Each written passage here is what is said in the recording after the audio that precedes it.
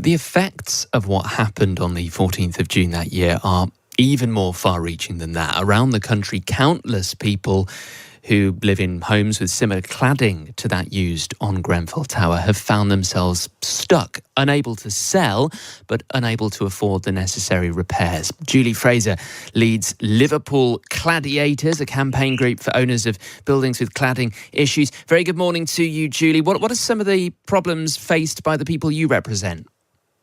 Good morning, Martyn. Usually the problem is finding a developer, especially within Liverpool. As you know, Michael Gove set out the developer contracts. Well, that's great, but if a developer can't be found, then there are issues for many people living in Liverpool who actually is going to fix those buildings and who's going to pay for it.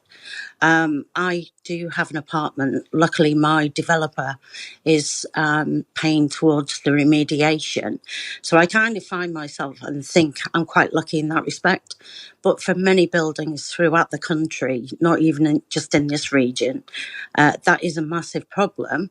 And people are still finding huge bills landing on their doorsteps. And how long has it taken to get to this point, though? I mean, and what's that been like? Because 2017, the fire happened, and yet still you are finding that there are still problems to be fixed with some buildings. Yeah, absolutely. It's incredible to think 7 years on from that terrible disaster that people are still living in unsafe homes with many of them there's no way moving forward. We can't sell these buildings. We can't sell our apartments. We're at the mercy of the government. We've come huge steps. I mean, I've been campaigning now for 5 years and we have come forward hugely, mostly thanks actually to Michael Gove, who did take us seriously through meetings with him and his team. But still, there are so many problems. We reckon there's probably 11,000 buildings that need looking at, need to be fixed. I think of those, about 4,600, just over, are in programme or are being looked at. There's still many, many buildings that haven't even been assessed yet. What did you make of the report yesterday, Julie? Well, so many emotions yesterday. To be honest, there was no surprises there, really. This is something we've always known about. But to see it and to hear it, it's there in black and white now. So we need Keir Starmer and his new government to move forward as quickly as possible to get these buildings fixed. No questions. If there's no developer, the freeholder refuses to pay, the government has to fund this. We know people say, well, we shouldn't be using taxpayers' money. But don't forget, we are the innocent people here. We didn't create this problem. Developers did, the manufacturers of these products. They knew what they were doing.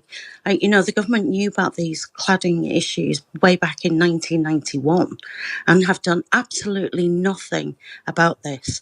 They have allowed people to live in unsafe buildings for many years.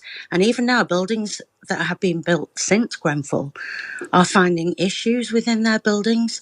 So there are no excuses here. These people have to be held to account. And how much confidence do you have that that will happen? Well, hopefully now with the final report, Sir Martyn's report was really damning. How nobody can escape from this now. Keir did mention yesterday that they're going to look at some of these companies not awarding them contracts, government contracts. Great, good start, but he needs to go further. Julie, thank you so much. Really great to speak to you. Julie Fraser from Liverpool Cladiators. And just a word, by the way, that Stig and Rosie are going to be talking to Angela Rayner on Times Radio Breakfast.